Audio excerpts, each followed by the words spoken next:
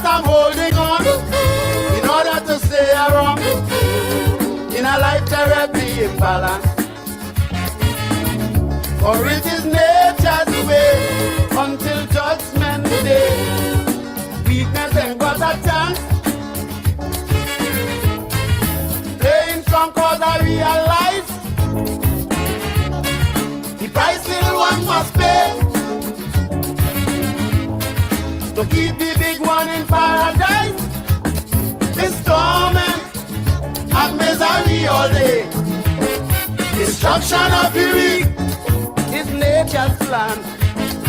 The humble and the meek must understand. This day of the strong man is the devil's day. Today will bite the ground when the master plays. Everybody sing! Sing! Sing!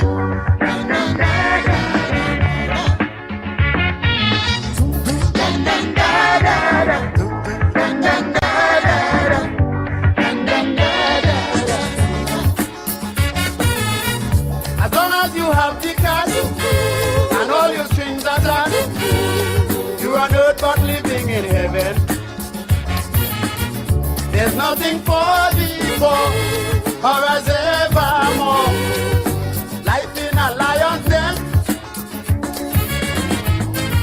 hungry man shall aspire to keep the high man on top, to take him higher and higher. The poor one must struggle till he drop. Destruction of the weak one is nature's plan. The humble and the meek must understand. This day of the strong man is the devil's day. Today will bite the ground when the master plays.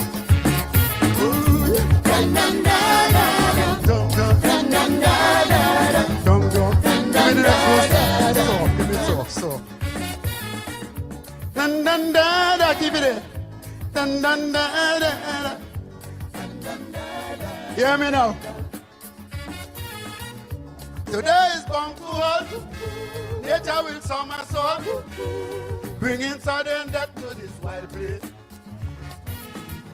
And only those who clean go to make this scene. How you work to get paid? Sufferers shouldn't worry. Nature taking its course.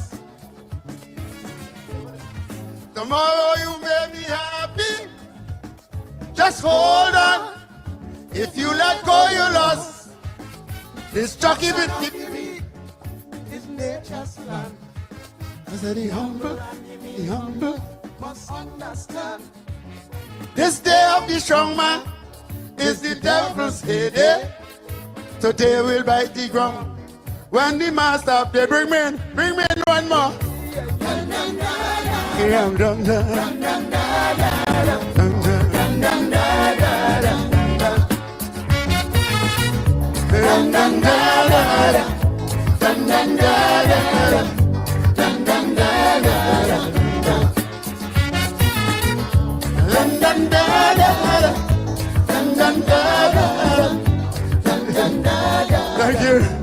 Thank you.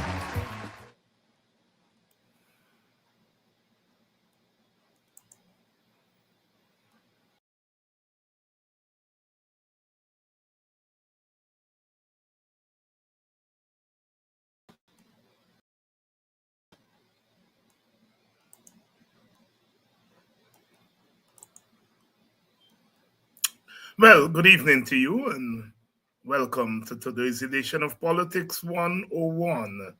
Politics 101. Nature's Plan there.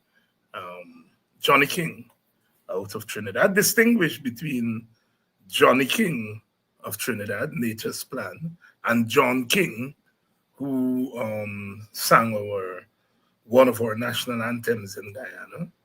How many more? That's John King out of Barbados. And of course, Johnny King is out of Trinidad. Well, we're here tonight. Please share the link, share the live. let everyone know that we're making an appearance tonight.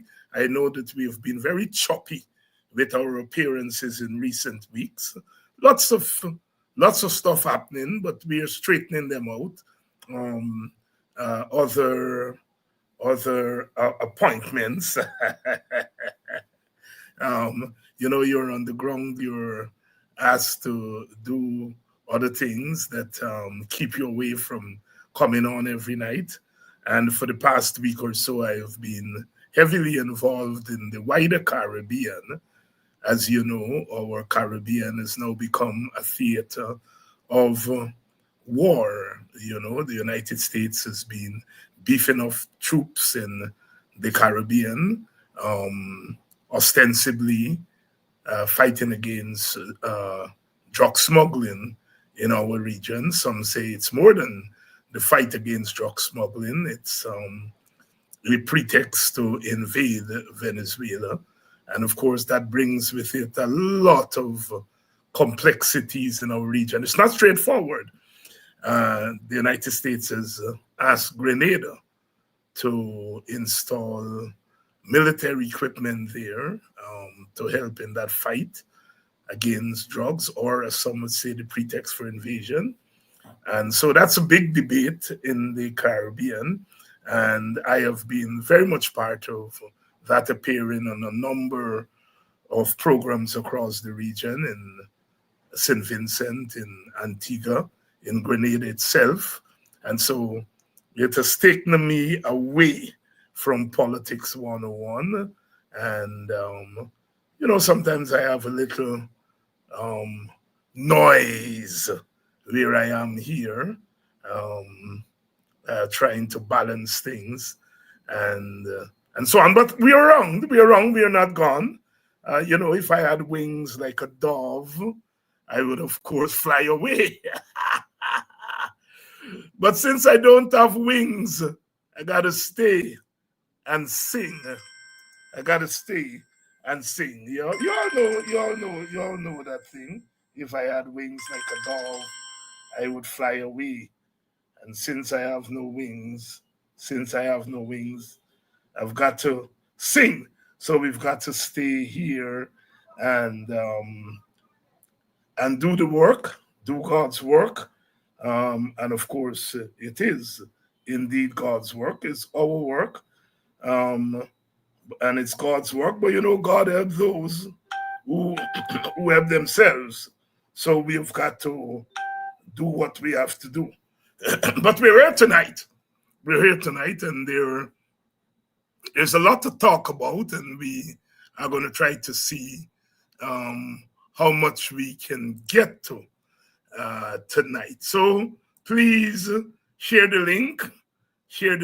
Let everyone know that Politics 101 is on tonight, and we are hoping to cover lots of it. Lots has been happening, We've been away for a couple of days, and all kinds of people are lining up to oh boy, all kinds of people are lining up to have an appointment with me. We are going to talk about some of that. So please share the link. Please share the link and let everyone know that we are on, wherever you're joining us from, whether it's in Guyana or outside of Guyana. We are on tonight, Politics 101, the place to be, at 7 p.m. We have lots to talk about. So some of you are already here. So just alert others that we are here and we are ready to go. We'll be back in a couple.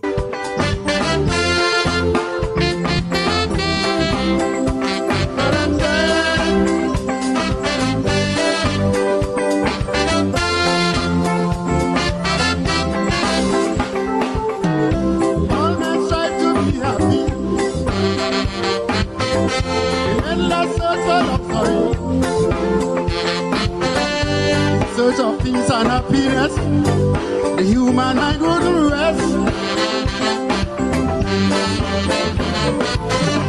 A constant knock within resource, demanding respect from the world. We get the urge in different form. The love story is the norm. Money is very essential. But can buy peace of mind as well. We still like dogs without a bone if we have the money alone. Appreciation based on the human mind. Everyone needs some more happiness all the time. Because important if we are trying to live. Everyone's on the hunt. Everyone ought to live generously. And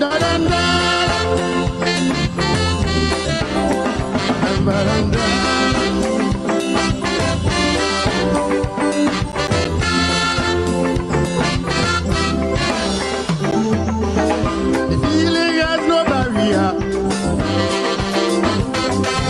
Race and class doesn't matter. Once you're alive, you win the game. You do anything to get a good name. Some wealthy men turn to suicide. Can't find food to feed their pride. The aged and crippled in the rain fight to feel like a king.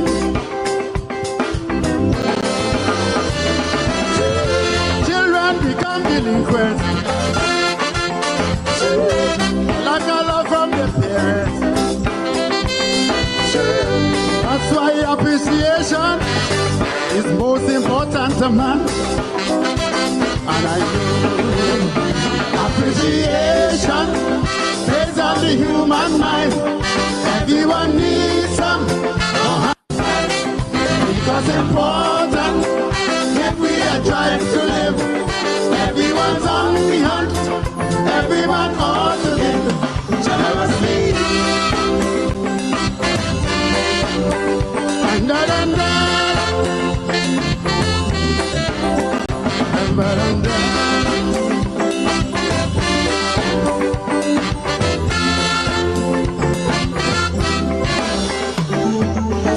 The feeling has no barrier.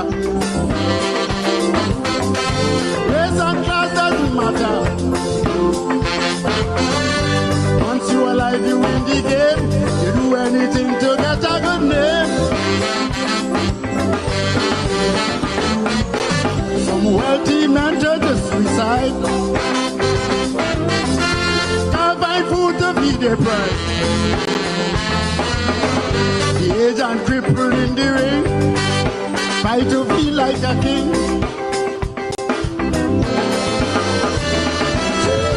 Children become delinquents. Lack of love from their parents. That's why appreciation is most important to man. And I know appreciation based on the human mind. Everyone needs some more happiness all the time. Because important if we are trying to live. Everyone's on the hunt. Everyone ought to give generously.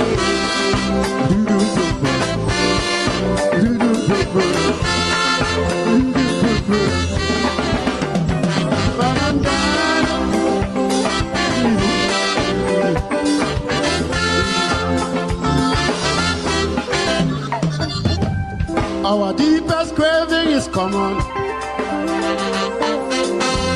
All we need is attention to put us in the happy zone, regardless of what we own. Life is lonely without it. Each one should give a little bit. Do what you want. want your neighbors too, then life on earth will be true.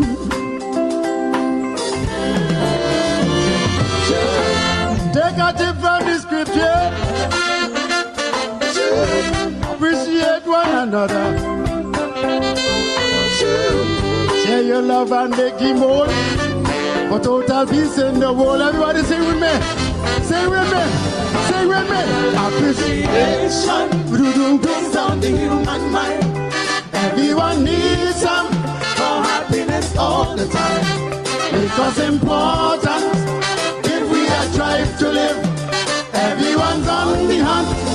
Every man ought to give appreciation based on the human mind. Everyone needs some for happiness all the time. Because important. If we strive to live, everyone's on the hunt. Every man ought to give appreciation on the human mind. Everyone needs some. Everyone needs some. We don't always let people know how much we appreciate them. And some would argue that there's not enough appreciation in the world today. Things are moving so quickly. I have been, and I suppose a lot of us have been reflecting on where our country is and where it's headed. Yes, it is a time for reflection. For some people, it's a time of triumphalism because people have won elections. Others have not done so well. Others have upset the apple cart, all kinds of things. But for those who have been told that we've lost the election, it is a time, always a time, for reflection. And certainly I have been doing a lot of reflection. And I know so many people have been reflecting on what all of this means. What all of this means. And people come up to me and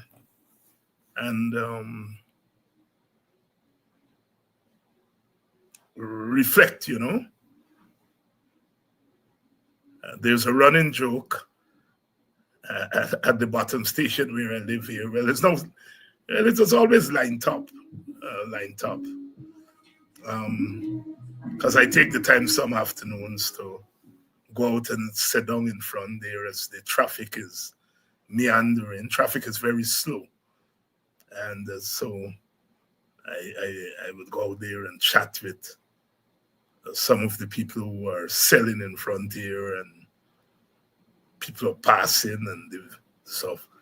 And so there is a running joke among the people who are selling in front here, mainly women, that people would shout out as they're passing in their vehicles. And I just assume that they're shouting out to the ladies, and the ladies would be saying, no, Miss Steins, it's you they're shouting out to, don't put your story on me, and so on.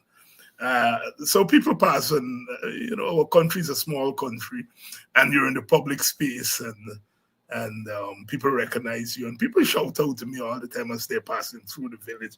They are the line top. What is always interesting is the Indo-Guyanese, Indian Guyanese people who recognize me as they pass, and they all hail me up. I always say, you go on Facebook and you see all the hostility towards me from PPP supporters who are mainly Indo-Guyanese. And I meet Indo-Guyanese all the time.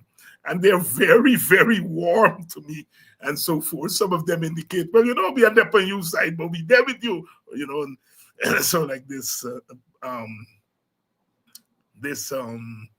van load of Indian Guyanese men who passed yesterday and saw me there. David, and the traffic was very slow. So I said, you not sure it's the right David? I said, yeah, of course we know it's the right David and thing. Make us go in Parliament and give them some licks. Our country is such a tremendous country. We have to be a tremendous country because we are human beings. We are a country of human beings. And I tell that story to say that clearly they're Indian Guyanese men, and one would assume they're supporters of the PPP. They may not be, but you make that assumption. And having made the assumption that they belong there, you then assume that there has to be a certain kind of behavior towards people like me. And then when it doesn't materialize, people start scratching their heads. But to understand the different levels at which people operate, you have to understand your country, and you have to understand the sociology of your country. And it helps you to understand quite a lot. People could appreciate what you do, what you say, but the political affiliation doesn't allow them to tell you that I appreciate you, I appreciate what you're doing. People sing the chorus. People sing the chorus and not necessarily get into the lyrics that are behind the chorus, and sometimes you get an opportunity to get to the lyrics behind the chorus. If someone were to come from Mars and listen to or watch some of the mainly PPP people who say anything about people like me, about me, you would say, my God, David Hinds must be the most hated person in Guyana. But I can tell you, I move around and I get nothing but love. I know some of the people don't share my politics in terms of my party politics, but they're not hostile to me at all. And you have to reflect. I went out to get late last night. I was up and I felt a little bit peckish and I didn't want what was here. So, like I said, I live in the middle of the village here and there's always something. So I stepped out at the corner, met this young man. He said he was 24 and they were having a little birthday party there. So I knew the young lady. He said, Mr. Hinds, you got to take a drink, it's my birthday. So I took a drink. The other young man said, don't drink too much, because we want you sober when you go to Parliament. And 24, 25, young, they're obviously young brothers and sisters, and they're out there having a good time. And he proceeded, Brother Prince, proceeded to chat with me, and he said, you're a man of the people, I said, tell me. And, he started to talk. Clearly, he was a brother who had been thinking. He said, he pays attention to politics. And he said he used to be so mad at me during the APNU time because I was critical of the APNU and he couldn't understand how you could be part of something and critical of the thing. And then when the APNU left office, he noticed that I am equally critical of the PPP and so on. And then so he concluded that while I belong to the APNU, I really not for party, I for the people. These are his words. But he went on to say that the greatest lesson he has learned from my political life is something he learned recently. That although I was critical of the APNU, I supported the APNU in 2020, but more than that, I aligned my party, and I'm quoting him, I aligned my party with the APNU and stayed with the APNU and stayed with Aubrey Norton, while others ran away. And he said that got him thinking about what principle means. And principle means that you can have disagreements, but you stick to your principle. And that is why he has come to the conclusion that I am, quote unquote, a man of the people and so on. Now, forget it's me. What you're hearing from that young man, I think, is really deep thought. You know, one of the things that we do in politics, we do it to political leaders. I'm a victim of it, or a lot of political leaders are victims of it, is that our people repeat what they hear some leaders say about another leader and don't reflect. Here's this young man who was saying that, you know, look, I been following you and so on. And these are the lessons that I am drawing, clearly thinking through and reflecting, if you will, on our politics. And you know, you wake up in the morning and you look around. You know, I have heard my fair share of gunshots. You know, apparently the young people now, when they party, and part of the partying is to shoot up in the air. You know, and people are very concerned about it. People have been complaining to me about it and saying, you know, where our village is going, where our country, what is the situation with mainly African Guyanese youth, because that's what they're seeing around them. And you're tempted sometimes to think that quote unquote recklessness is really germane to all young people. But you meet so many young people who are telling you that they're not into that. I am saying all of that to say our country needs a lot of thinking through. Things are happening, some willfully, some not so willfully. But the logic of what is happening in our politics takes us in a certain way, in a certain direction. I don't know. Let me say it. You know, the latest is the young lady who today, almost with tears in her eyes, you know, she's talking about what, according to her, our young children did on September 4th. She said, you know, Dr. Hines, we're talking about a multiracial country. And you have the country is of one race. The opposition leader is of another race, of the same race, sorry. And the people who are complaining the most are of one race. And they help to create, in a multiracial society, a non-multiracial leadership.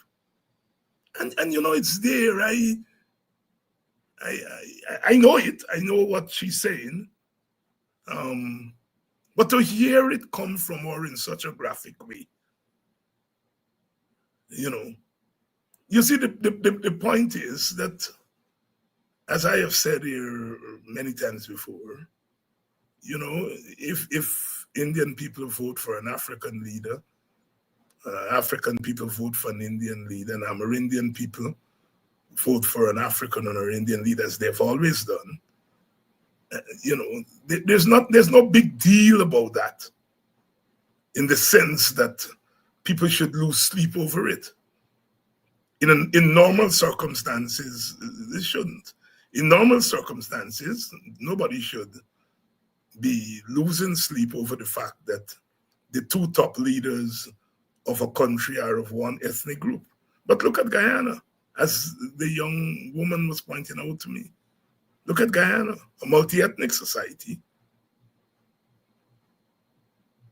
in which the leadership of the country does not reflect the multi-ethnicity.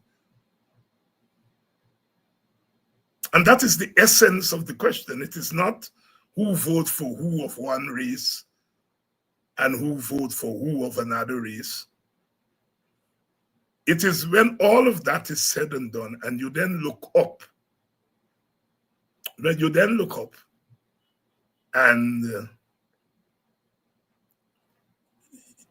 the top of the country doesn't reflect the bottom of the country. And yet, part of the quarrel with me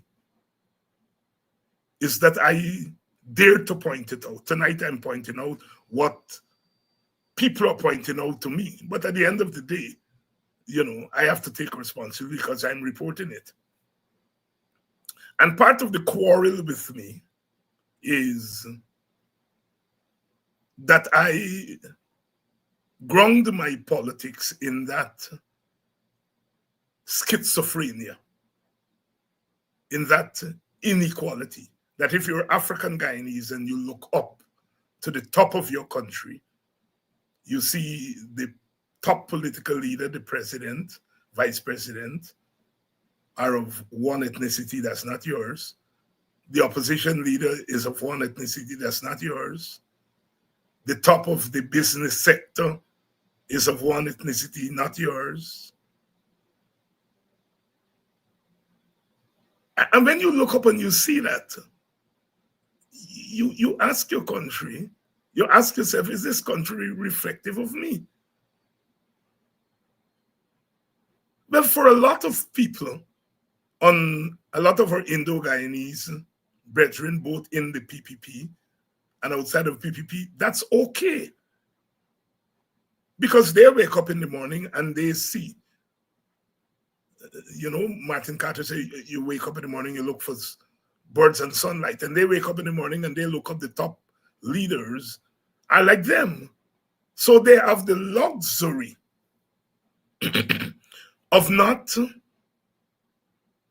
being uneasy about their own country. They have the luxury of not feeling as vulnerable in their own country. The fact of the matter is that if you're African Guyanese or Amerindian Guyanese, you look up and you see the top of your country, and it doesn't look like you. You feel a sense of unease, you feel a sense of abandonment. I've been in politics now since I was a little boy in short pants. But I've never felt so connected with so many people in all of that time as I'm feeling now. Because I think when September 1st is finished, people still have to live in this society. And a lot of people are turning to people like myself, who they think, contrary to what the others on the other side are saying, or they think, because they have a plan, nature's plan, as Johnny King said, who look to people like myself for a kind of protection. And that's how I'm feeling, a kind of protection against what they see as an assault for the next 5 years. And I sense that some of those people voted for Win. They didn't vote for the APNU, on whose slate I was. But they looked to people like myself for protection against what they see as an onslaught. And on the PPP side, I think they also recognize that the plan, which they really think that despite the fact that African Guyanese did not vote for them in the PPP, those who voted other than the APNU, they voted for Win, they didn't vote.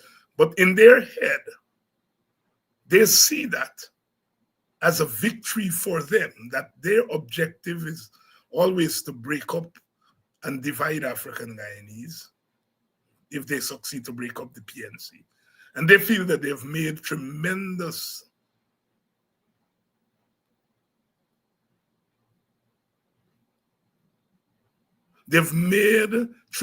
strides in that direction. And they see people like myself as standing in the way of them making more strides. So the latest thing is that I am stuck in the ideology of the 60s and 70s. And they're not telling you always the ideology of the 60s and the 70s. And you know what the ideology of the 60s and the 70s is? An ideology that said, look, independence had come, dark-skinned people, Black people, African people, still couldn't work in banks, still couldn't eat at certain places. The society was still as racially stratified as it was before independence. And out of that came what is called the Black Power movement.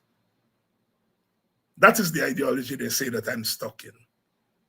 And so for them, Black Power is gone, and that young Africans aren't interested in Black Power. But they're also not telling you what young Africans are interested in.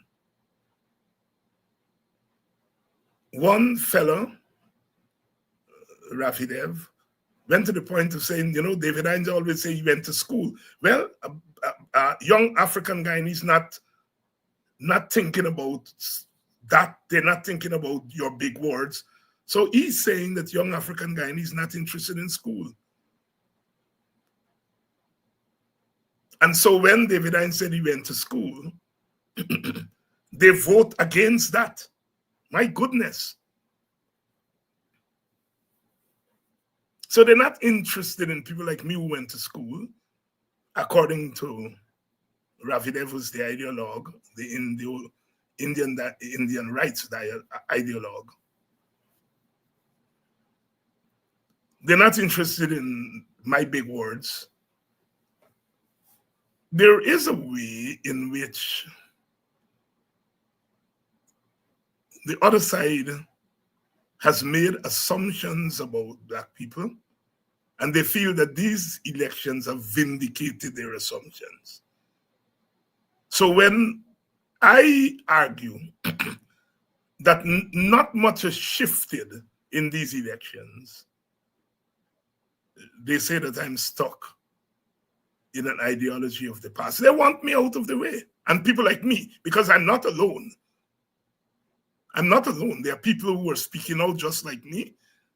And there are people who share our view but are not speaking out. So they want to get us out of the way. In a smart way, you know. Rafram Quran said that David Hinds has a loud megaphone.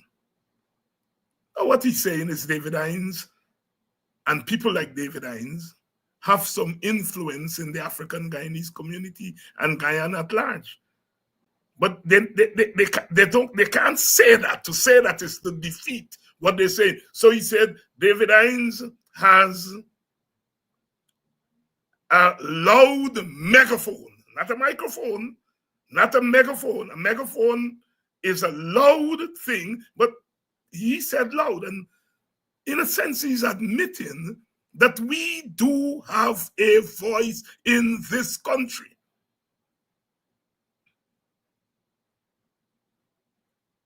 And they tend to measure your voice by how many votes you get. But that's your electoral voice. But the voice is much more than electoral. So they're still figuring out what to do with us, you know. A lot of you pointed out to me that Kwame, whatever his name is,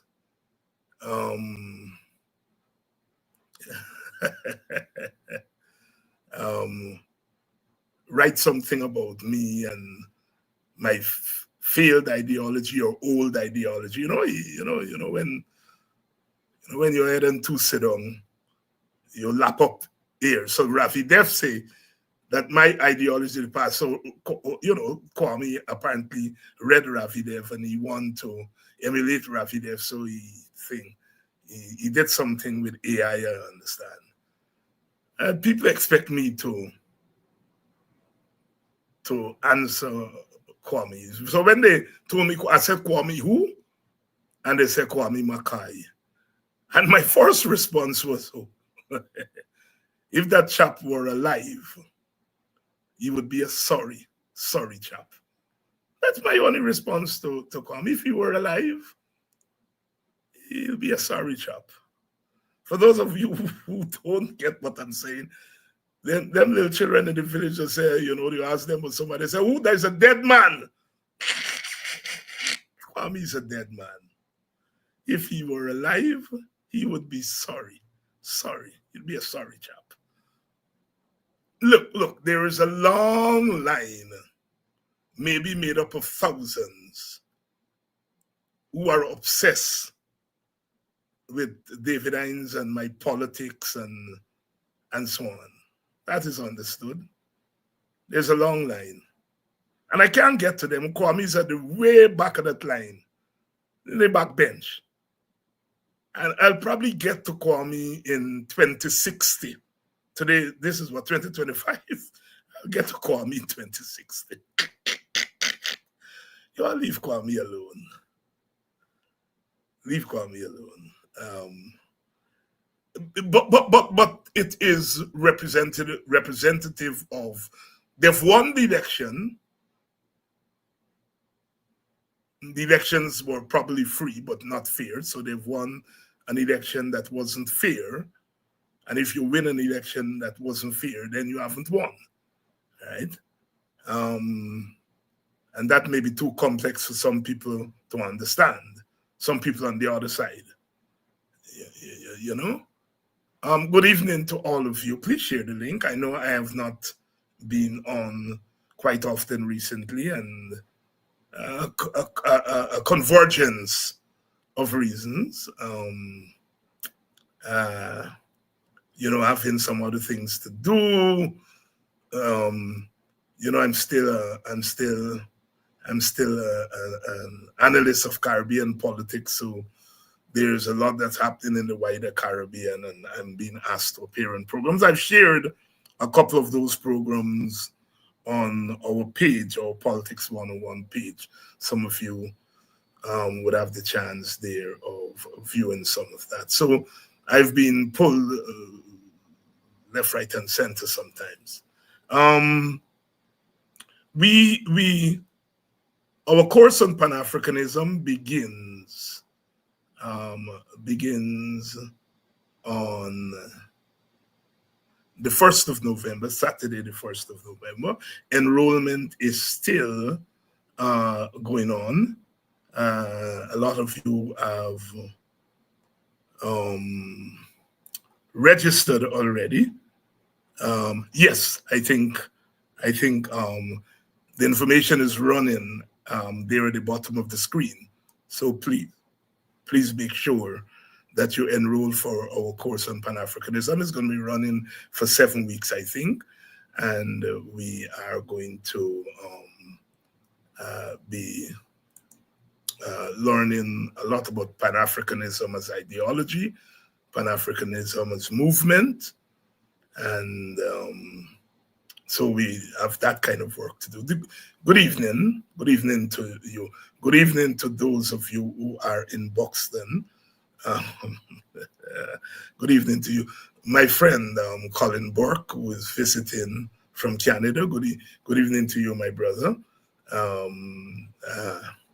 We haven't caught up as much as we should, but we still have a couple of days to do that. Good evening, my classmate Colin, and all my classmates who are tuning in to this program. I've learned that so many of you are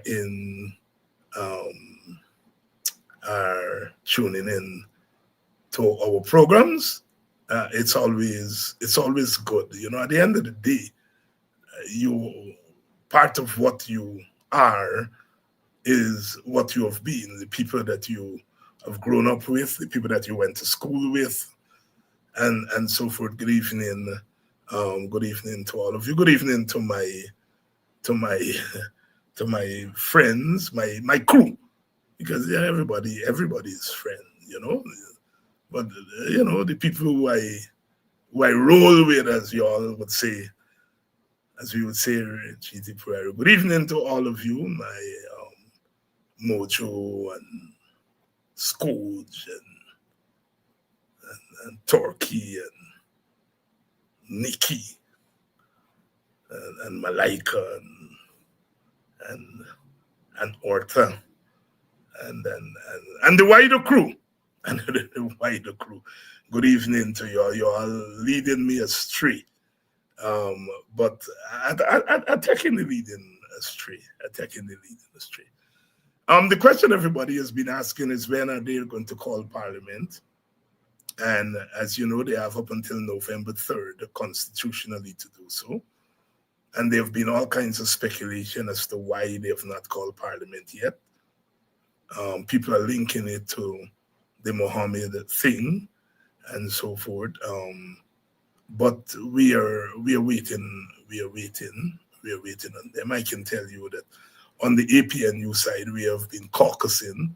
So we've been meeting as if Parliament is in session and doing what work we can do in preparation for Parliament. But so they have a couple of days left to call Parliament, and you know, we'll be ready to do what we could do there. A lot is happening. As you know, the Mohammeds have been indicted by the United States for gold smuggling, and that has opened up a whole big conversation that is likely to be interesting. As a rule, I don't speak on those things that I am not very familiar with. Like the rest of the population, I am now learning about how people make money in this country and who's into this and who's not into this and so forth. And I know some people, having voted for Mohammed, feel a moral responsibility to defend him against the charges. Of course, one is presumed innocent until found guilty. But since Mohammed went into the trenches and ran for office, his problems are not just the problem of an individual, but you know, the problem now of an institution, because he is the head of a political party. And a lot has been happening. Mohammed has threatened, as you know, to sing. That is to talk out. Clearly, he couldn't do what he did without assistance from a host of other people. And the feeling is that he was assisted by the PPP government. The PPP government, led by Jack Dio, the PPP government seems to be saying, well, yeah, so you want to say we involved? We know apart from we, other people were involved. And they're beginning to drop names here and there. So we shall see. We shall see where all of this is going to lead. You know, Professor Clive Thomas, you know, about 10 years ago, came up with the thesis of the criminalized state. The criminalized state, in which he argued that what has happened under the PPP is that the state has become fused with the criminal underworld and overworld. And when we look at the Mohammeds, And I don't think they're single. I think there are others involved in the so-called gold smuggling and all the other story that are attached to that. I think that that group of people operated as what we call parastate actors. That is, they're not in the state itself, but they're so closely linked to the state that although they're non-state actors, they are, you can call them parastate because they're so linked with the state, you know. In case you're wondering what parastate means, you know, we talk about paramilitary, remember things like the National Service and the People's Militia, we refer to them as paramilitary. You know, well, the state is really the government and other institutions put together. And so we have these Muhammad and these chaps, from what you're now learning, is that they made their money allegedly illicitly, but allegedly with the cover of the state. And so Professor Thomas had referred to the criminalized state, that you couldn't distinguish between criminality and state action. The two had become fused. And so what we are really seeing, I think, is the way in which the criminal underworld and overworld are so fused to the state. And Jack Joy is smart. He's trying to say, well, it's not just the government. Other people in the state were involved. So Muhammad promises to sing, and that is to sing on the PPP. And the PPP saying, well, we're going to sing on Muhammad and others who helped Muhammad. You know, one of the arguments I have made as we were discussing what happened on September 4th. You know, it's a pity that African people, by their vote, I'm not saying this is what they intended, but sometimes you take a political action and there are unintended consequences. It's unfortunate that African Guyanese people were, for good reason, vexed with, you know, the APNU, vexed with the black leaders, decide, look, man, look, this man come on the scene, let me give you vote. And I think they thought the vote was, they were giving the vote, whether it's a protest vote or whatever, they were giving the vote to a normal institution. And then at the end of the day, they found themselves that, look, they may have been taken for a ride.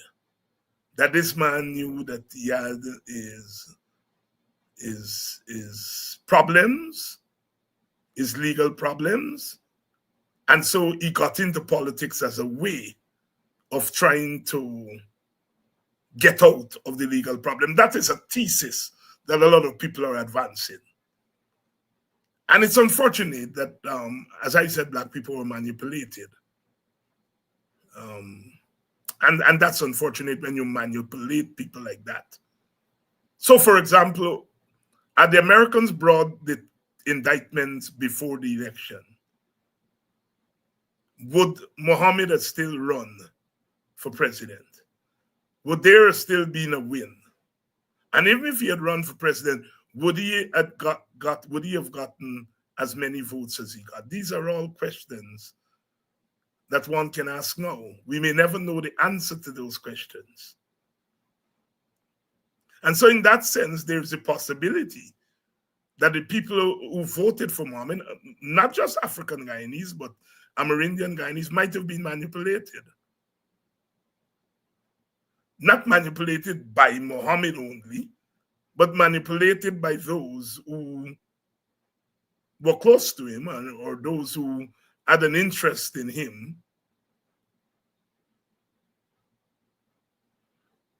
And so it is very difficult to make all these big conclusions about the election because it wasn't a normal election. Clearly, if people are going to vote in those numbers against their traditional party, you just can't dismiss it. So it cannot be dismissed. It should not be dismissed. It's a very important political development. And under normal circumstances, you will say, that was a political rebellion. Under normal circumstances. And perhaps it is. But there's much more to it than people just decided I'm fed up with my party and I'm going to vote for another party. There's much more. Yes, there was vote buy-in on the part of both the PPP and WIN. But you can't tell me that all the people who voted for WIN because their votes were bought. No, I think some of them voted genuinely. They didn't have to buy their vote. Some of them voted genuinely. There was vote buy-in, but some of them voted genuinely. Yes, I think that there were some of the voters voted because the people on our side behaved lawlessly. Our leaders in public, full in the public view, arguing over who should get what percentage and who shouldn't get that percent. And I'm not saying that those arguments, those discussions should not have been had, but they should not have been had in the public. And they should not have been had in the way they had. Because I think what happened is that they gave a lot of people the excuse to turn off from us. So yes, some people may have voted for WIN because they felt that our leaders behaved stupidly and nasty and selfishly and so on. But I don't think all of them who voted for WIN voted because of that. I think some people may have voted for WIN because they felt that we were arguing among ourselves, there's no unity. And so they voted for WIN. But I don't think all of WIN votes came as a result of that. Some people, especially the PPP, Indian Guyanese activists, are saying, well, the people voted for WIN because they tired of race. They're not thinking of race. African people have now become race dead. They've become colorblind. They don't care about race. Well, my simple answer to that is that if that is true, then African Guyanese are the exception to worldwide rule. Racial identity is a staple in the world. So to tell me that all of a sudden this group of dark-skinned people in Guyana are more sensible than the rest of the world, they're not voting race. You don't have to go far, just look across at Indian Guyanese who voted over 90%, over 95% for the PPP. Have they voted race? Yes. Is it only race that motivated them to vote for the PPP? No. They vote for the PPP maybe because they like the PPP policies. Maybe because the PPP give them more than they give others. They may vote for the PPP because of religion. But at the end of the day, in Guyana, the primary identity is the racial identity. The primary identity, we have a whole set of other identities. We have class identity, gender identity, country identity versus tongue identity, village identity. We have a whole set of identities. But the one that determines where you live, what work you do, how much money you earn, whether you're in business or not in business, which church you go to, the one that determines all of that is your racial identity. So to say to us that African Guyanese on September 1st, their vote reflected that they don't think race. Well, you don't have to think race.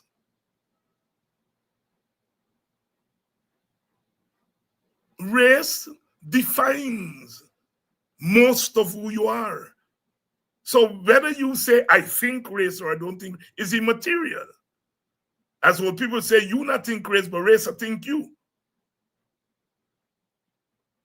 So I refuse that thesis that the people voted for Win because they weren't thinking race. If they weren't thinking race, they would have gone and voted PPP. Because it is PPP who is considered the other racial party. So let's say black people say, we done with we racial party. And we gone to another party. They would have gone to PPP. But the fact that they haven't gone to PPP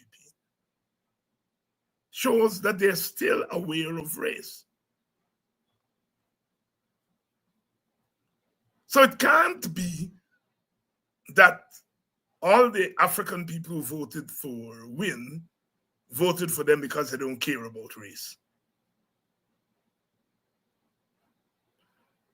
So I'm saying all of that to say that there were a lot of factors that have gone in to this development of Win, and we are already beginning to see a lot of the contradictions playing themselves out. I pointed out last week when I was here that according to the election results, the PPP get the gold. They win the government. They get a gold medal. They also got a silver medal because having won the executive, they also won the National Assembly, the parliament. And then you come now to the regional chairman and vice chairman and so on. That's the bronze. And who are fighting over the bronze? The black people who voted for Win and the black people who voted in PNU. We are fighting for the bronze. The PPP and its supporters, nobody contested, is contesting them for the presidency. The PPP and their supporters, nobody's contesting them for, the majority in parliament, the speaker in parliament, and all of that. But you come now to the bronze medal. And as Jack Dio said, we the PPP don't want to govern Linden. We bring Tord in Linden. We don't want.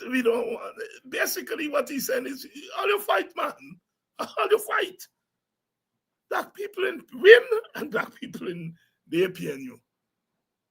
Win saying APNU sell out to PPP. APNU saying Win sell out to PPP. We always tell you all that Win is PPP. Oh, man. It looked bad. But that is what the PPP, because they are the temporary winners in all of this. I say temporary because I don't think it's sustainable. I don't think it's permanent. But they're the temporary winners because that is exactly what they wanted. They wanted to divide the opposition base. And they succeeded in doing it. As Daniel Ramatar said, the PPP beat Bush and Win catch the board. The PPP wanted to catch the board. They knew it was a long shot. They have convinced themselves now they will never catch the board. But they've done the second thing, the second level, which is that they've divided the board. And I don't know which half, the top half fighting against the bottom half. Oh man, black people. At that, I will bring ourselves to. That's what it is. That's what it is. That's what it is. And so my thesis that the outcome of how African Guyanese voted, the outcome is that in effect what they've created are two factions or two African parties. You remember in the old days, there was the original PPP with Burnham and Jagan, Sidney King, Martin Carter, Rari Westmus, Ram Karan, Jane Phillips Gay, Jesse Burnham, all of them were in that original PPP. And then the original PPP split in 1955. And for the 1957 election, you had the Burnhamite PPP and you have the Jaganite PPP. In a sense, what we have created in September 1st is the Northern APNU and the Mohammed APNU. It's really two factions of the APNU.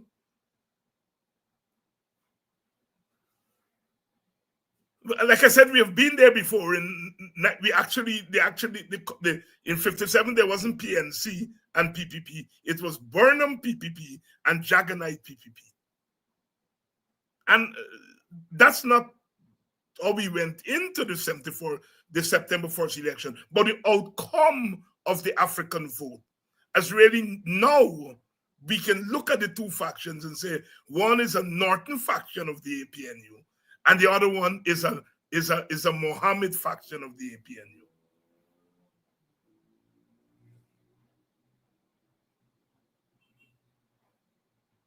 And the PPP, of course, reject my thesis, but I am sure that my thesis is going to eventually prevail.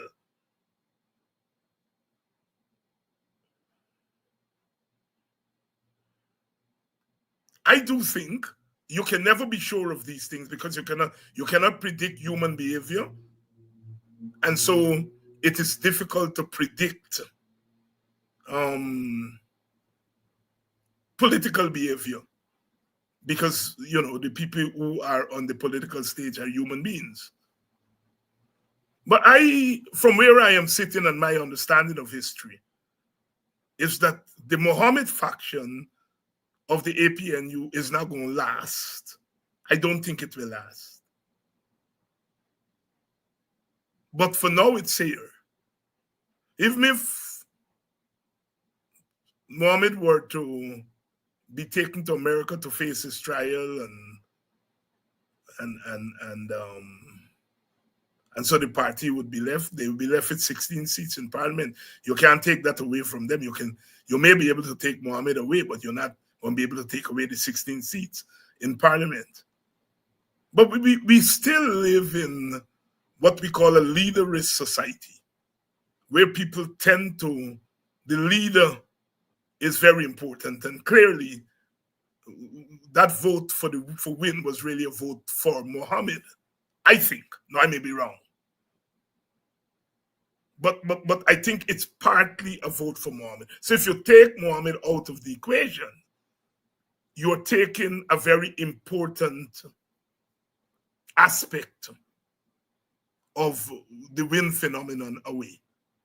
And I think that and other factors would lead to win being a temporary phenomenon rather than something that's lasting.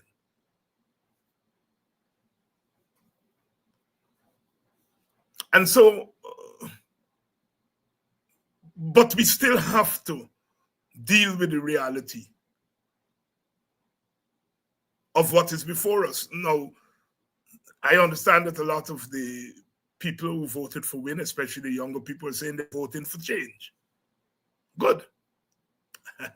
That is good. I can't argue with that. I have not I wouldn't say I vote for change. Yes, change. But I have engaged in the politics of change all my life. And so I cannot begrudge people who say that they vote for change. But then you ask, show us the change. The change that you wanted is that you wanted to get rid of the PPP, and you felt that in the process of getting rid of the PPP, you needed to get rid of PNC. All right. So have you gotten rid of the PPP? No. The PPP has gotten more seats. than they had before. Have you gotten rid of the PNC? No, but you have weakened the PNC.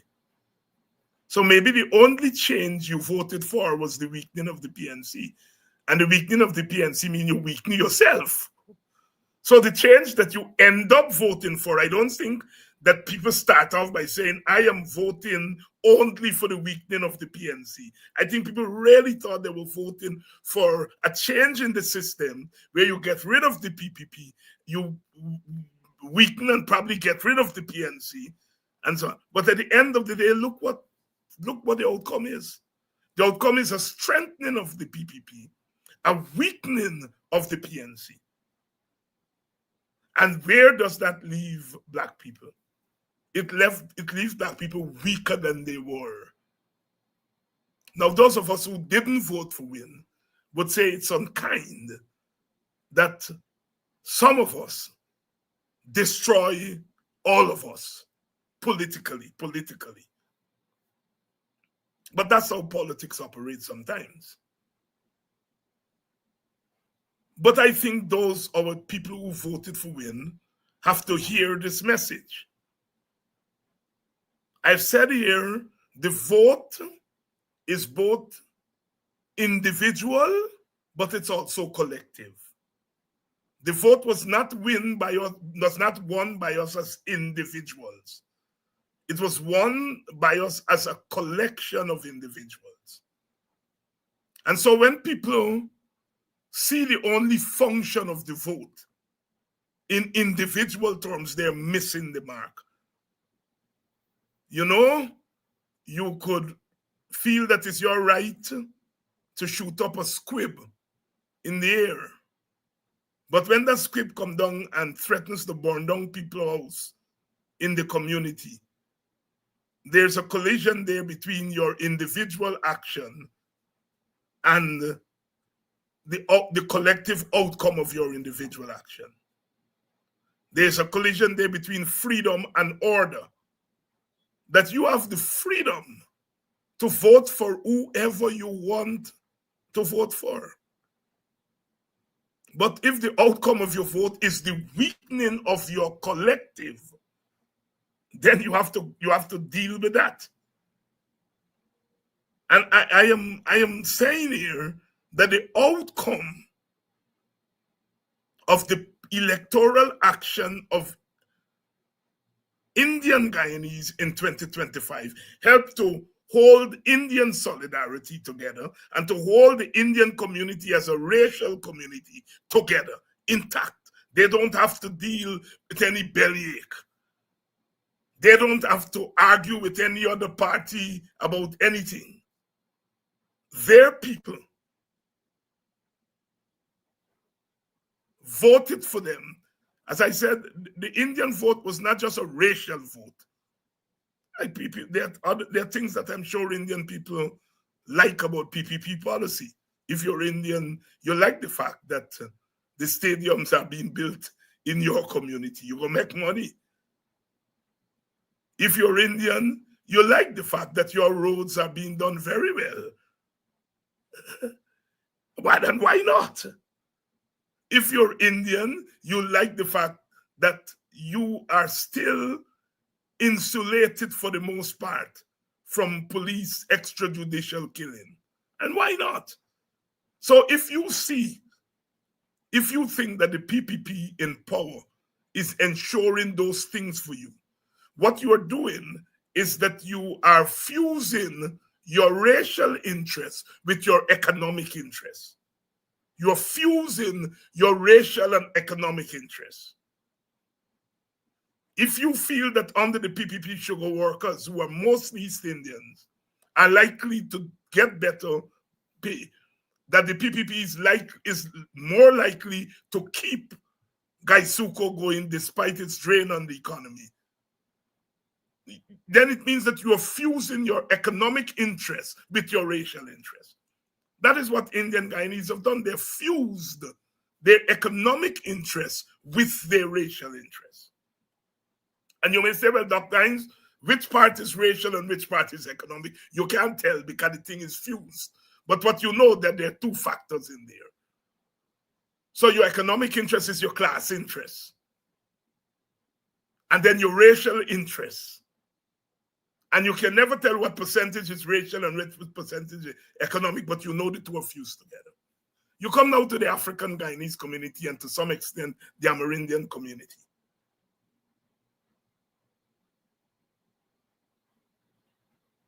African Guyanese did not, whatever their interest, they could not have voted the economic interest. Because, except if they think that win, and I've heard that this was a thinking among, especially the younger ones, younger Afro-Guyanese, that if Win got into power, Mohammed wouldn't be corrupt because he get plenty money.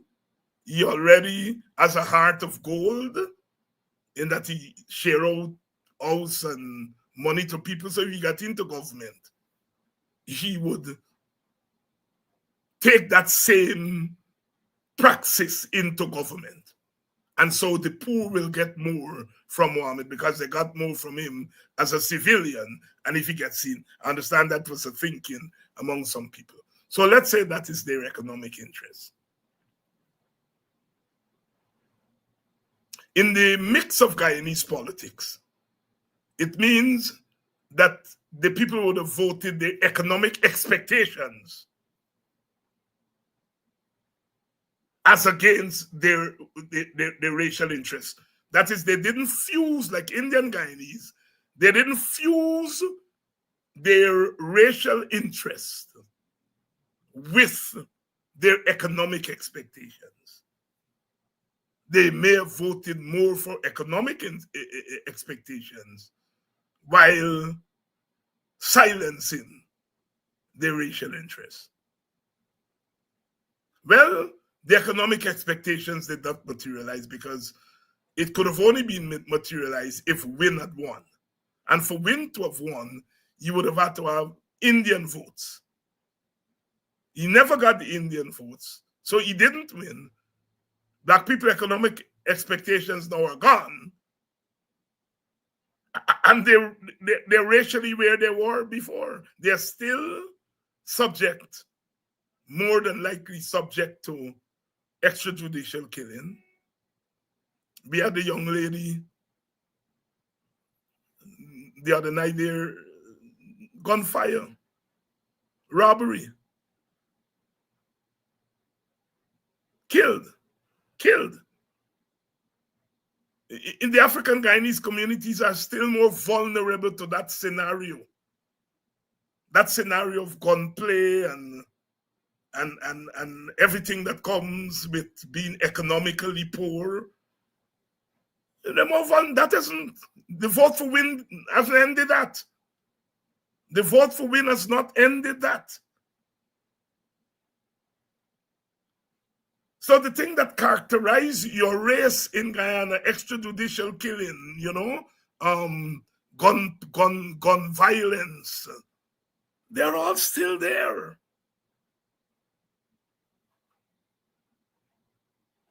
They're all still there.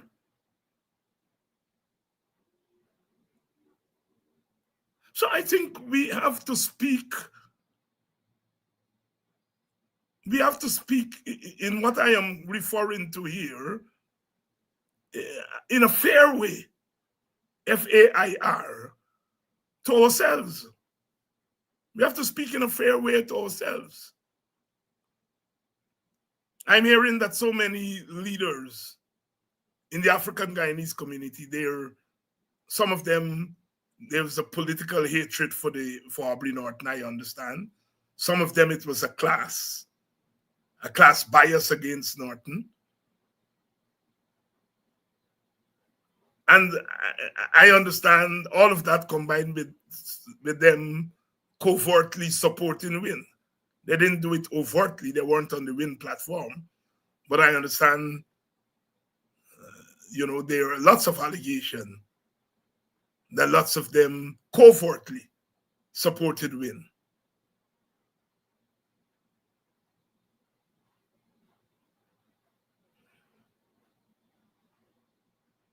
Some of them may have had nothing to do with Win. But the outcome helped win.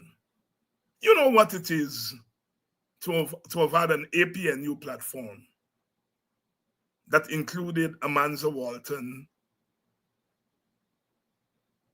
Simona Brooms, Nigel Hughes, Aubrey Norton, and the rest of us. Just the optics itself.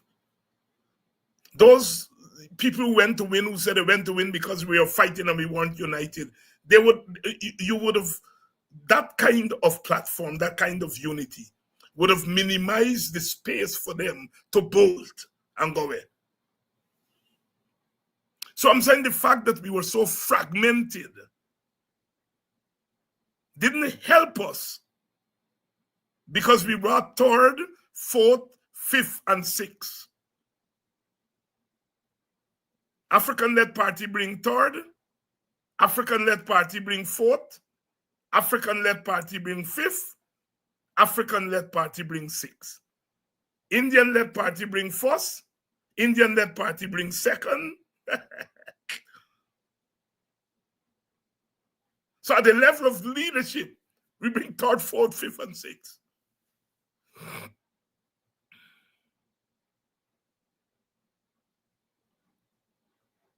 No, that is a fact.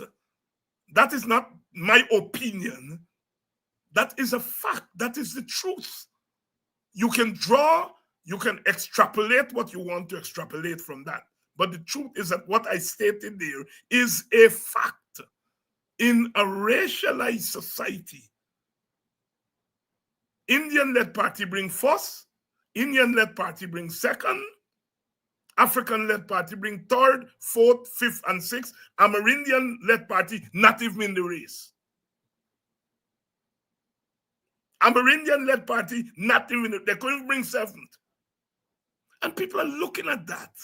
Sensible, intellectual people, and calling it a break with racial voting, where you are exposing Amerindian one race, African one race, to you exposing them to be treated as second and third class citizens. You know, Booker T. Washington, who was one of the two major African-American leaders at the turn of the 20th century.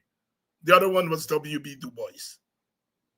And Booker T. Washington argued that Black Americans should not fight for political equality.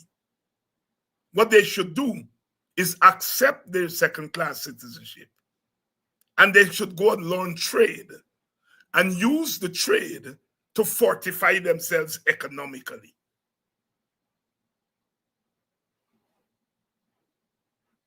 Du Bois, on the other hand, argued that Black people should fight for both political equality and economic equality.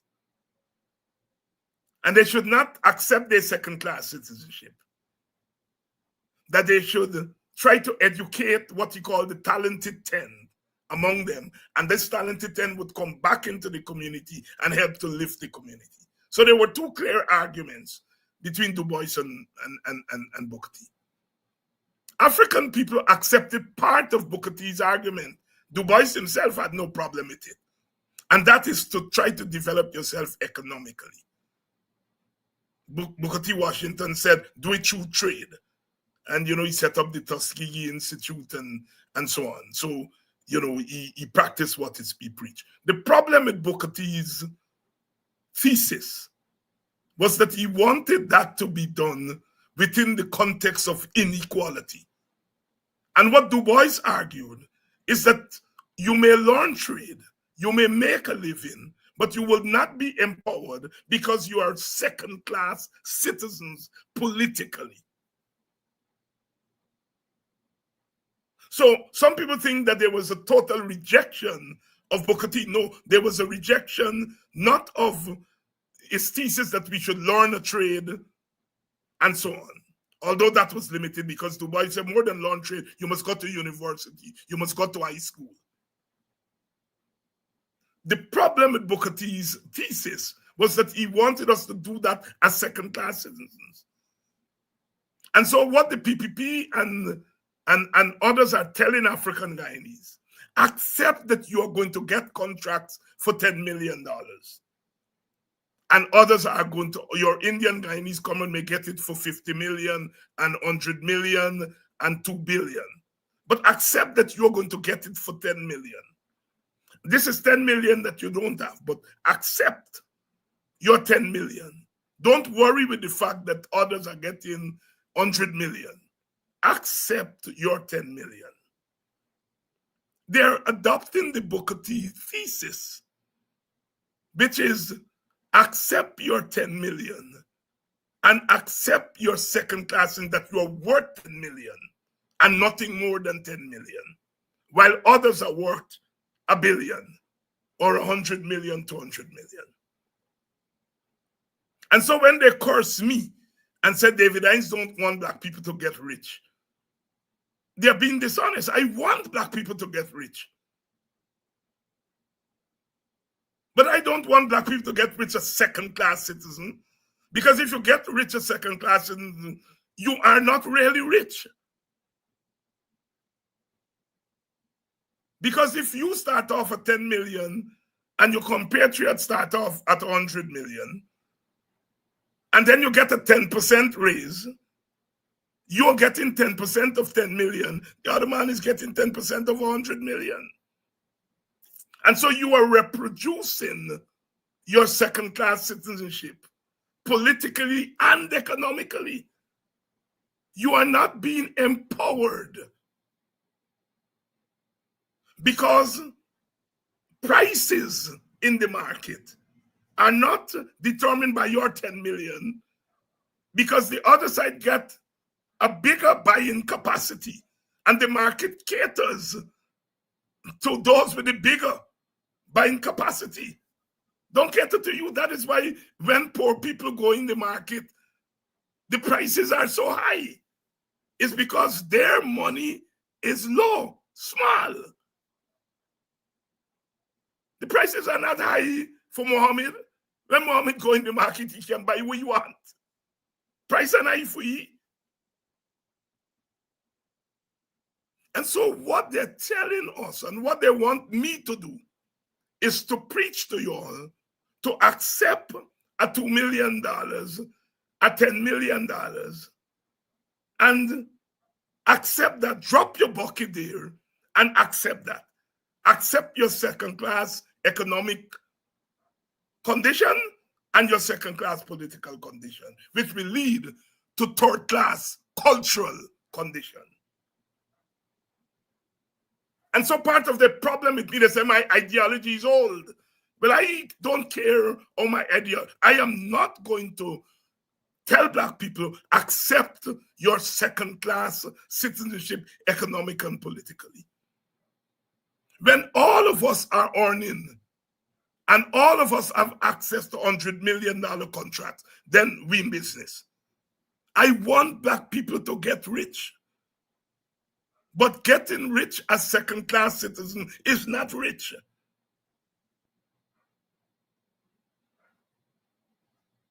And that is the problem with me and people who share my politics. There's a David's ideology outdated. What is outdated in saying that you want your people to be equal? That's not a 1970s ideology. That's a universal ideology, been there from things God created the world.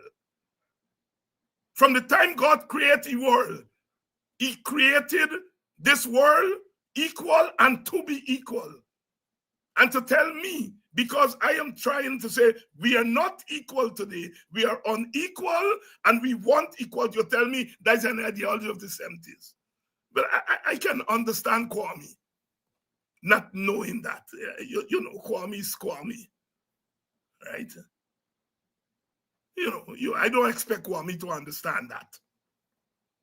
With all due respect to Kwame, I don't expect Kwame to understand what I just explained there. But I expect Jack Dio to understand it. I expect Ravi Def to understand it. That there's some ideologies that are grounded in the human condition. In the 1970s, 1980s, and 1990s, human rights and equality are universal and timeless. And all I'm saying today, whether it's people want to call themselves capitalists or someone call themselves, that's not my business. My business is that I want all Guyanese, regardless of race, to be able to live in a country where they do not live in poverty. That is my ideology. And I don't think there's nothing, I don't think that's a dated ideology. 1970s, dated 1970s. What kind of nonsense are you teaching this country? And so I want Black people to get rich. To get rich means not to be poor. I don't want Guyanese of any race to continue to be poor. That is my ideology.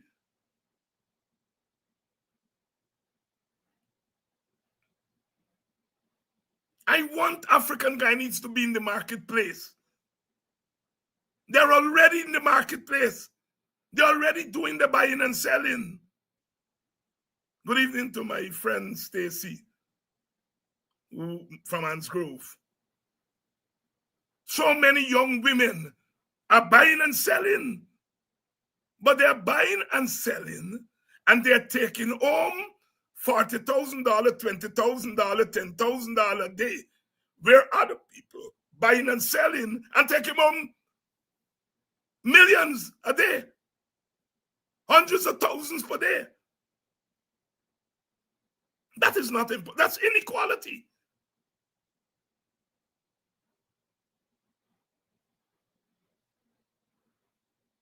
You are giving young Black people $2 million, $3 million for clean drains. You call it contract. And you're giving your supporters $500 million to build technology, to build malls, to build bridges, to build roads. And you're giving African Guyanese a drop to clean drain. First of all, you're giving them a drop, a little teeny bit. But what you are doing is that you are producing a race of drain cleaners on the one hand, and you're producing and reproducing a race of road builders and building builders and bridge builders and mall owners. What is what? Is what? Is what? You are producing small timers and drain cleaners. You are reproducing that. If you continue at this rate in the next 10 years, 20 years, you're going to have a race of drain cleaners and small timers. That's what you are going to produce. And on the other hand, you are producing and reproducing mall owners, Montrose, where they get the chimney there, Giftland. You're producing builders, road builders. That can't be fair. And so I want, in case you all are listening, I want Black people to get rich. I want Black people to get rich. Pay them a living wage and pay them good for their labor, they're going to get rich. Give them 50% of contracts, they're going to get rich. Big contracts, not little contracts, small timers. Give them 50% of your big contracts.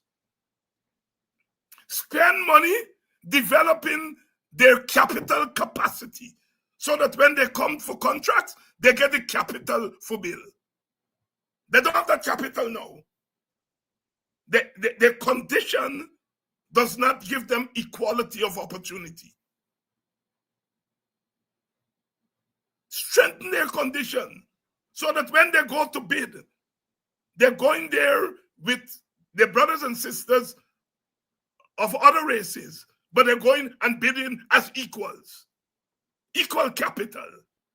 If they don't have the capital, create the conditions that they can get the capital. Government is there to do for people what people can't do for themselves. If African Guyanese, for historical reasons, can't come up with the capital to go into the procurement market and bid as equal, then it's the role of government to give them it. That's what government is created for, to do for us what we can't do for ourselves. In America, when poor white men couldn't be citizens, because to be a citizen, you had to own property. So the only people who could own citizens at the beginning of the United States was white men who owned property. And so in order to get poor white men as citizens, you have to give them property. The Americans took away the land from the native Indians in the Indian Removal Act by law. Take away Indian land and give it to white men. And then they give them free labor because slavery was still the system. And they were able to take the free labor and free land and create wealth for themselves that they could become citizens. Now, I am not saying that you must take away capital from Indian people and give it to black people. Less people stupidly will go and say that that's what David is saying. No. I'm saying land is capital. Give people land. Unfortunately, the APNU said we were going to give people a plot of land to do what they want to do with it, to build a house, to use it as capital to get loan from the bank. When people didn't hear that, some people said they vote against it. I don't believe they vote against it. They just ignore it. So you don't have to take away nothing from Indian people to give Amerindian people. Amerindian people already have land. Give black people land. That's capital. Those who want to do agriculture can use it to do agriculture. Those who want to use it as a thing to get to the bank, to get loan from the bank, to get into business, give them land. You don't have to take land away from nobody to give them.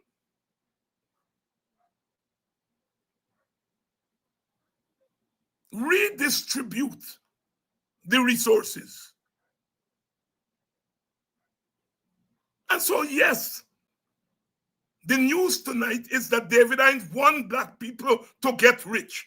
But I want black people to get rich as equals. Because if you get a little something when you're a second-class citizen, you will be reproducing that little something. You'll be reproducing your status as second-class citizen economically and politically. If you're getting contracts to clean drain, you'll be reproducing drain cleaners, because the demand in your community will not be for computer technicians. It will be for drain cleaners. It will not be for skilled artisans who can build houses and so on. It will be drain cleaners. You will be reproducing drain cleaners for a 2 million, a 3 million. And when you look up 10 years from now, your workforce is mainly drain cleaners. And when you look across at your neighbors, their workforce is much more skilled.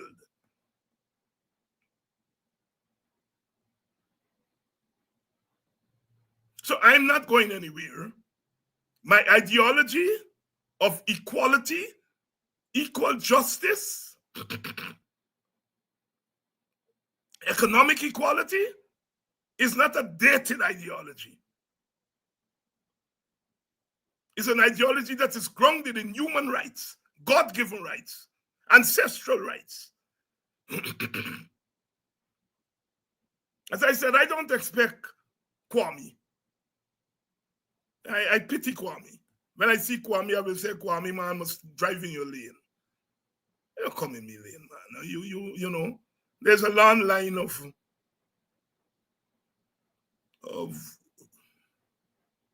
40,000 who want David Hines to answer them and to engage them. I can't think, Kwame, you're the back of the line. I'll get to you 2070, 2080. You know, stay in your lane, Kwame. You know, let me engage the big boys and big girls. You know, engage them. They spend so many hours on David Hines. They spend so many column spaces in the newspapers on David Hines. Oh God, let me alone. Let me hear where the wind blow, no man. I'm a country boy, Buxtonian, men too bright. Nobody don't follow me. Let me bubble. But they cannot allow me to bubble because they know that I am just a mere representative of something larger than myself. I'm not the only person. There are so many others. I don't want to start calling names because I may miss some names. There's so many of us in the WPA, outside of the WPA, who share my view. Who share my view. So I'm not alone. They would like it to make it that I look alone because he's a madman, he's a lunatic, and he's here alone. But yet they spend so much time on me. Ravidev said, I am the reason that the APNU lost the election. Well, if I am the reason that 140,000 people didn't vote for us, and 70-something thousand people vote for us, is Ravidev and others willing to say that the 77,000, I am the reason that they voted for us? If I am the reason that some didn't vote, then I have to be the reason why some vote. Jackasses. I think with one side of the head, not the other side of the head. So my telling black people that they are economic victims, that black people vote against. Amy Jacobs, I am putting my X to win or the PPP because I reject David Hines' thesis that black people in Guyana are treated unequally. I reject that. X for win. I reject David Hines' thesis that black people got enough business like other people. X for PPP. I reject David Hines' thesis that black people are more likely to be killed extrajudicial by police. X for win. I reject David Hines' thesis that people are more likely to be killed by stray bullets in the African Guyanese community. I reject that. X for win. Jackasses. Black people vote against my racial thesis. I reject David Hines' thesis that Adriana Young was killed by people who are being covered up by the government. X for PPP. Jackasses if they think that is what people did.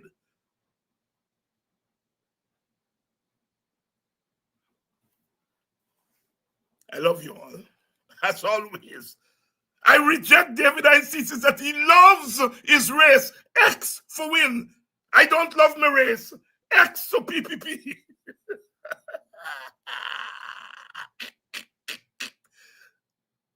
You know, I hear some of these comrades, and some of them are black on the PPP side. I hear them and I said, did your parents send you all to school to talk such stupidness? God. David, I said, I love being black. I am going to vote against that because I do not love being black. X for win.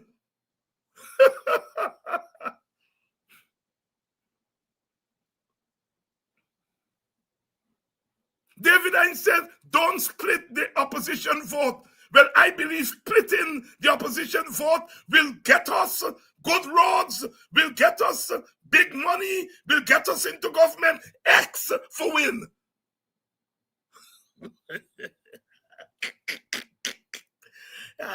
Oh God, I love you all. I love you all. I love you all. One of my little sisters, the other day I went into BV. One of them says, Mr. Hines, I don't care what they say. I tune it in every afternoon at 7 o'clock. Even when you're not on, I'm still tuning in every 7 o'clock. Because you just bring the thing out so raw and nice that all we could understand it.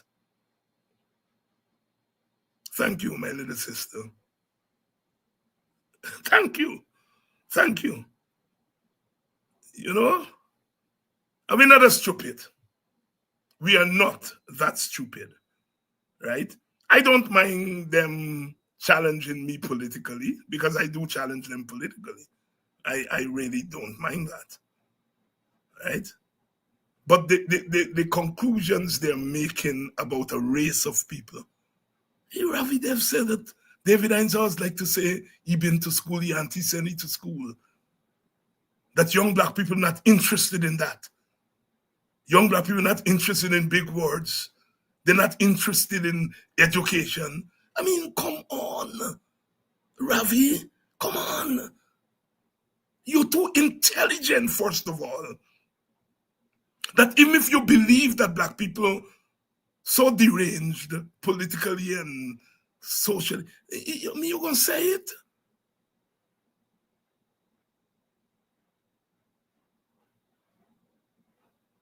I know you all think as the girl Jennifer, whatever you call she, Jennifer Ali or whatever she named, and she says zero brain power. She's not articulating something that is not known in anti-black circles. It's one of the pillars of anti-black racism, that we are not mentally capable. Josiah Nutt was the owner of the largest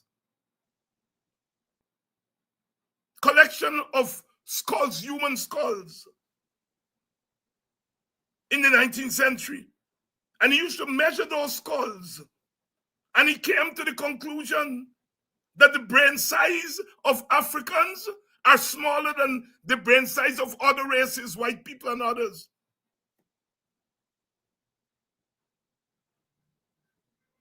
And so that black people are intellectually and mentally incapable. I notice, I don't know if it's Kwame or one of them talk that whoever, I don't think it's Kwame. Sorry, Kwame. I'm not sure. Somebody I know in paper said the likes of David Hines will be extinct. And I said, this jackass clearly doesn't understand there is something called the extinction theory, which says that black people would eventually become extinct because they do not have the capacity to reproduce themselves as human beings. And you're talking to a black man and telling me about extinction. Black ideology will be extinct. The extinction theory was part of the theory behind the Brazilians who introduced racial mixing, because they felt that by mixing blacks with whites and blacks with native Indians, that blackness would become extinct. And what they end up creating is 300 and something shades of black in Brazil, making Brazil the largest black population outside of Africa and the second largest black population in the world. Extinction theory. And an Indian man is going to write in a paper about David Hines and others becoming extinct. There's certain words you just don't use when you talk about black people. They're so loaded and grounded in, but our people either ignorant or they don't care. And the newspapers print such a letter. Clearly, those who run the newspapers don't understand when you're telling black people about extinction, what you're really saying is the height of racism. And that's why they want me away. Because I am here to help to educate our people. When they talk about black people and black ideologies become extinct, it is grounded in the extinction theory of the 19th century. That black people could become extinct.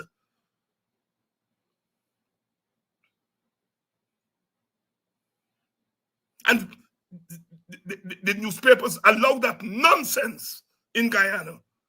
They give that space. But David Hines, who's fighting against that kind of intellectual racism, they're treating us a racist and don't give me space. And vexed because I create my own space. I talk to more people than read the Fabric News. I sound like Jack Dio now, no? But the truth of the matter is, Fabric News don't carry me, don't give me no kind of coverage. Chronicle don't give me no coverage.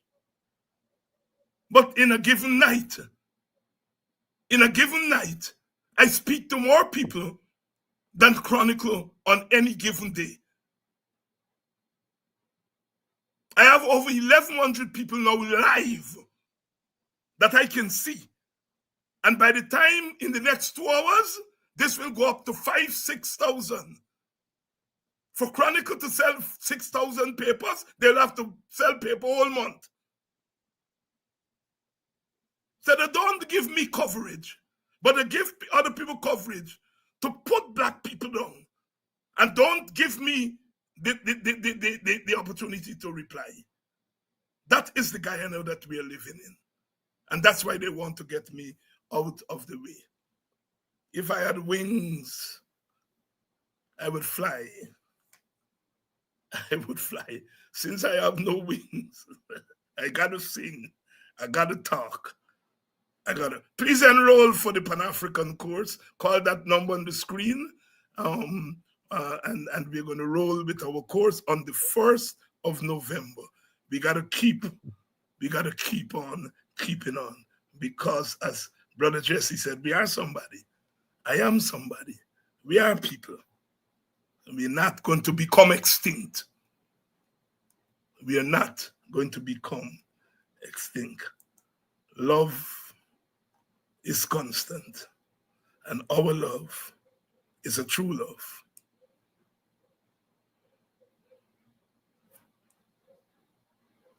No extinction.